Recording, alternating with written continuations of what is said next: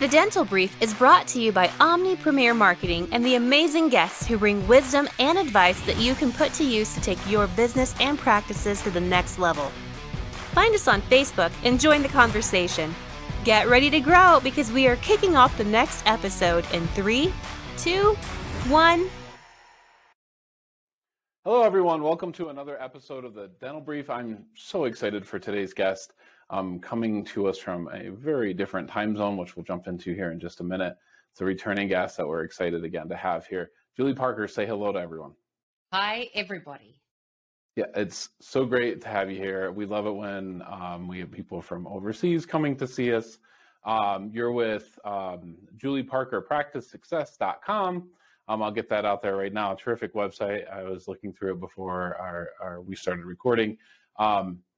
Tell me, Julie, how did you get involved in dentistry? Tell me how this became something that you became an expert in. Certainly, Patrick, and thanks so much for having me on your program again. I really do appreciate it. And I first got into the dental industry because I was thrown out of school at the age of 17. And back then, you could become a dental assistant or a hairdresser. So I went down the dental assistant path, and then, like many people in my position in that era, loved it and have spent my whole career in it. In 2003, when I was 33, I became the first non-dentist to buy a dental practice in Australia. Had that for 10 years, loved every second of it. And for the past 9 years have been a dental consultant. So I've been going one-on-one into practices, helping them with their business systems, team management, patient management. And that's flipped more so online as well. I've had online courses for a while. I've now got the club membership, which is an online membership for dental practice owners and managers to tap into a whole bunch of different resources as well.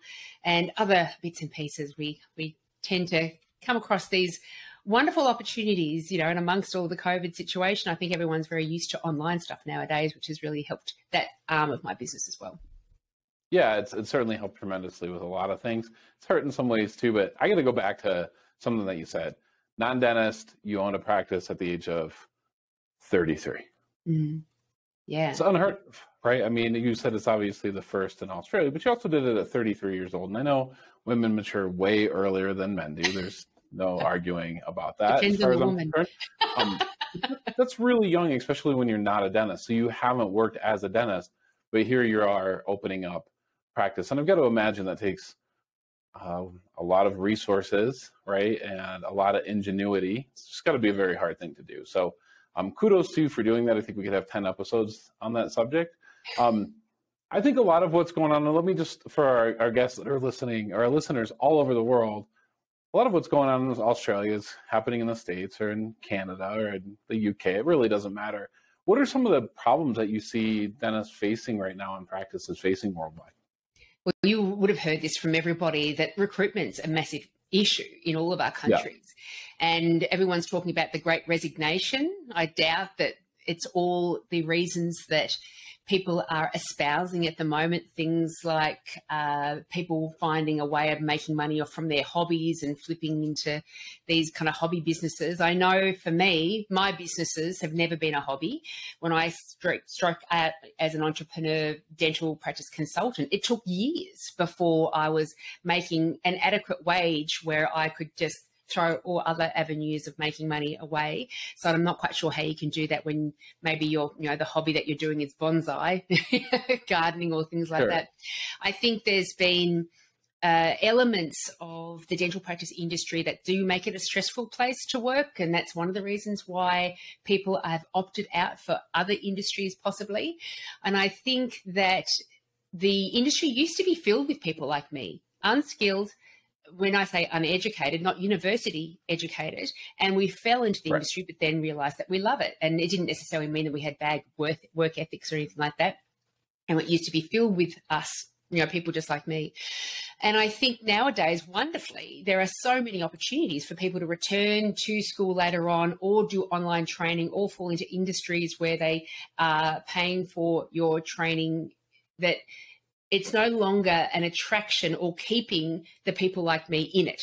They may fall into it, but then they go off into hygiene, or they go off into entrepreneurship, or they go off into a range of other things. So I think there's been several reasons why But we are in a position where we need to really, as employers, pull big girl boots on and figure out what is it that we need to do to bring people back into the industry, making it an attractive place to be, but also how can we reduce down the stress from the operational side of things to make sure people aren't just running screaming from the industry because they find it so stressful. Yep. And you're going to tell us how to do that in just a second. I want to add to that a little bit. When people talk about the Great Resignation, I work with practices like you do. I'm my ears to the ground, and there are some practices that they lost an employee who went to a different industry, or they lost them to another practice. That is happening. I'm hearing a lot of this person decided to move here, or they moved from here in Denver, it's very expensive. They moved to Idaho where it's way cheaper, and the other spouse is working from home. And they don't have to work anymore. I've heard that, but it is really rare that you actually hear that someone just quit. Like there's not households with people who both had jobs 3 years ago and now they're not working anymore and collecting some type of money that we're not aware of, right? I mean, people aren't working. Yeah, that's right. And the thing is that so many industries are suffering with this low pool of people available to do the work. On top of that, people still have mortgages. They've still got all their bills to pay. So to say that for several reasons, 5, 6 reasons why they're no longer actually in the workforce doesn't really cut it with me. I think there's other things at play, but that could be another conversation. Yeah, I know, and it can be, but and I'm sure, and hopefully it is. I'd love to have you back. So let's just jump into it. So how do you either keep the love that you have, right, the people that you have, or keep the love that you find, right? 2 great books. If anyone hasn't read any one of those, has nothing to do with dentistry or employees, but it's certainly about holding on to things that are really valuable to you. So how do you do it? What are the tricks? What are the tips? Well, one of the values that I tend to speak to dental practices a lot about, because I think it's something that can really build great resilience in your team and make you an employer of choice moving forward as well, is developing within your team culture, within your business, this value of growth. And we all have a thought to ourselves, oh yeah, growth, that sounds good. Let's bring growth into the way we do things here or into our personal lives as well. But quite often we like the thought of growth, but we hate the journey of growth and we resist the journey of growth. And what Tony Robbins talks about, this constant and never-ending improvement, bringing this into play in our personal lives, of course, there's obvious benefits to that. We get better and better at what we do. We become more competent. With more competency, we develop great self-confidence. With great self-confidence, we take on more new and interesting things, and our experience of life is beautiful because we feel like we're progressing, so we're quite happy in that space. But to bring in the value of growth into a dental team and to really foster that, you really need to embrace the journey of growth. And I've brought it down to 4 main areas that we need to discuss as a team, do some learning around as a team, and implementing this is the way we do things here. So we are keeping the industry interesting for the team members, so they want to keep hanging around. They feel like in this practice, with this value of growth, I'm getting better, I'm getting more competent, which taps into one of our main drivers that Daniel Pink spoke about in his book Drive. Mastery is one of our core drivers. We want to get better at what we do, and in this practice, I get to do that. But also when you are appealing to the few number of applicants that are applying for jobs at the moment, you really need to stand out and say, coming here is going to be different. Your career looks different. Your level of growth looks different. Your own self-confidence working here will be stronger and developed in comparison to anywhere else as well. So I think it can be a lovely recruitment tool as well if you communicate that effectively via your Facebook page, Instagram page, website, etc. So when applicants are researching the practices that they're turning up for job interviews for, you are clearly stating to them, this is what you'll experience here. Sure, that makes a ton of sense. Let's kind of just step back for just a little bit. You did talk about keeping it interesting, right?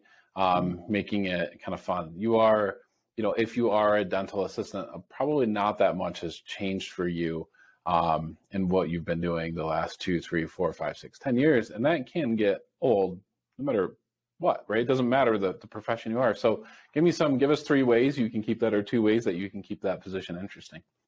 Sure thing. I think part of it's really tapping into self-development.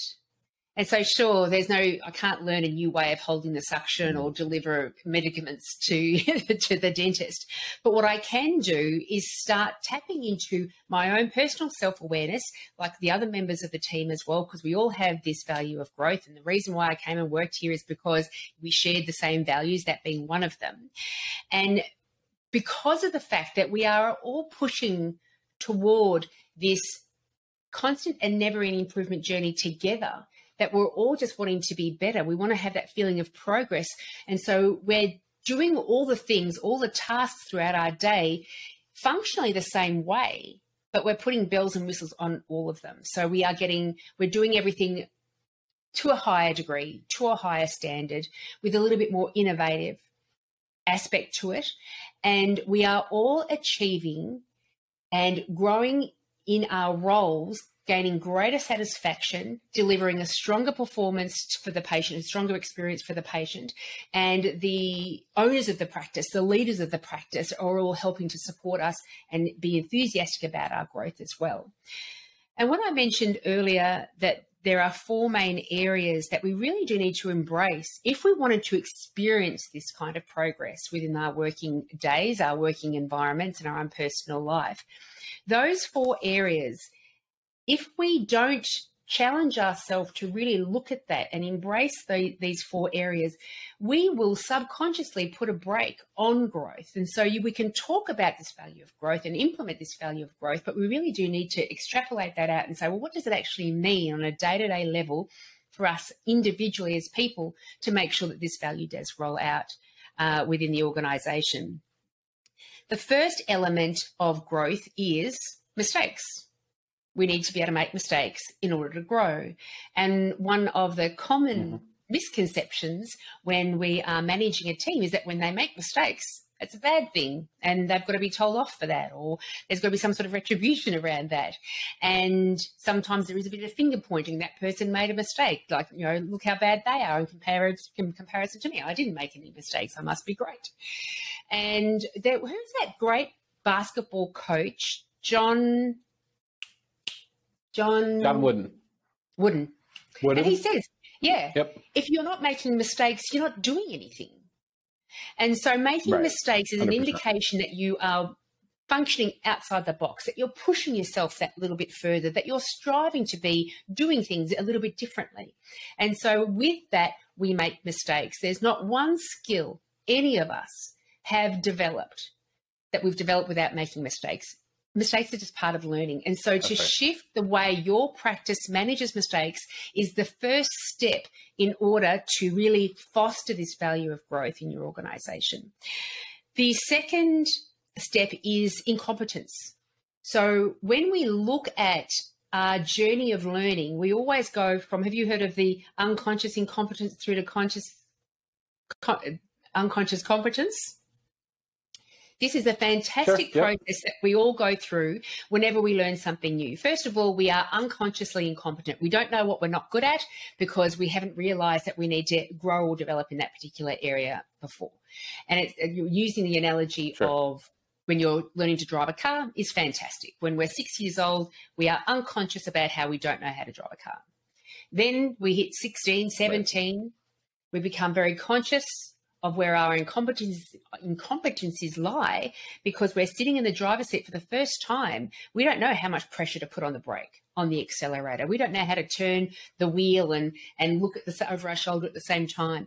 We have got a lot of incompetency in that space and we've become very conscious of it. Now, when we think about learning a new computer software system for the first time, suctioning for the first time, answering the telephone to patients when you're young for the first time, when you're a dentist and you're jumping in there doing fillings for the first time. It is such an uncomfortable space to be very aware of what you're not good at.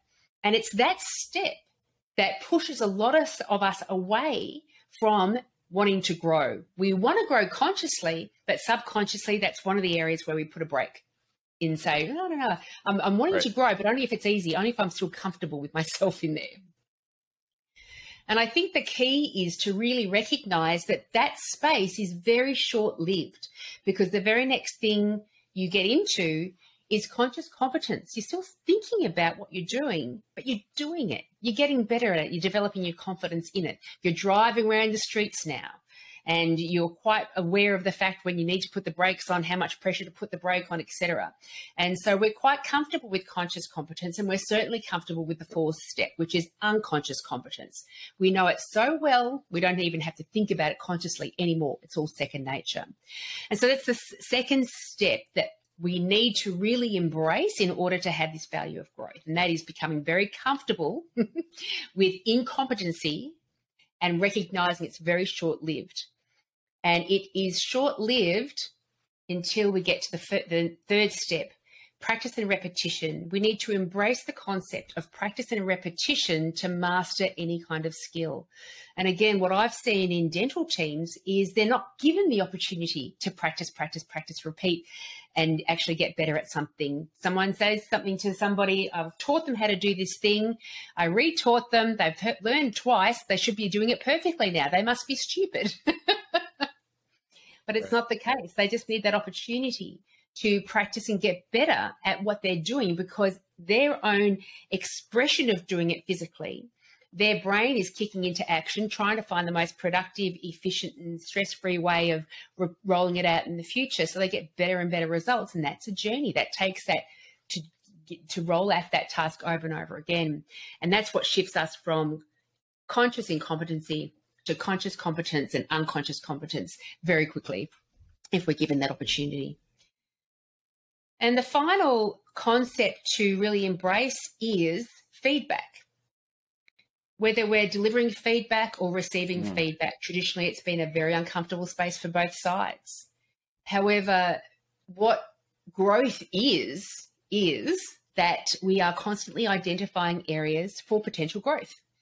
And we, in our very limited capacities as individuals, we can see some opportunities for growth when we make mistakes or we stumble or we get a bad result, and we go, that's an area that we could improve in. But we're still just tapping into our own resources, our own personal resources, to know how to get better. And in order to look at all aspects, possibly hidden aspects of what behaviours are, actions, characteristics are that are either helpful or unhelpful moving forward, we need to start asking other people, because we are only aware of what we're aware about. And if we want to really grow and fast track that and make it profound, asking other people around us to share their observations with us can be truly impactful, as well as tapping into all of their resources, their experiences, to help us identify what's the next best helpful thing I can do in my world in this specific area. And the feedback is a wonderful growth opportunity. It certainly fosters that value of growth, but being trained and doing on such a repetitive basis, all of your team members are being trained into delivering feedback effectively as well. That can certainly help a team as a whole improve and get better all the time. Yep. So, you talk about learning something new. So learning this and implementing this as a practice manager, as a practice owner, it's not going to be comfortable, right? It's going to take some time to do it. But on the flip side of that, it's going to be a lot more painful, and it's going to be a constant thing from now until eternity as we know it anyways, right? As long as we're around, I think hiring is going to be an issue, right? The world is getting smaller and there's so many opportunities for people. So this is something that makes sense to tackle today or 3 years ago, right? In hindsight, as opposed to waiting. So let me follow up with this, and we're about out of time. So I know you're a consultant in Australia. I do think you work with clients across the globe. Is that correct? I do. Yeah, awesome. So let me ask you this question, and real quick. If you're trying to find somebody to help you with this, to help you with staffing or any area of building your practice, what's a good way to vet and hire a consultant to work with you? That's a great question. And I think it does come back down to one of those old school ways of finding good resources, and that is ask the people around you. Jump onto the Facebook groups, ask your colleagues, have you used a consultant? What was the experience like and what kind of results did they generate for you? I don't think anything can really assure you, like, look for these 5 elements, because everything's so customizable. And there could be a fantastic consultant that got terrific results for a particular group of clients because those clients were happy fitting into that process, their program, for example, that is created broadly to cater for all sorts of needs for different practices. But I think consultants that really do what they can to customize it to one specific practice with their unique patient base, with their unique team members and unique challenges as well. I think that is a fantastic way to go.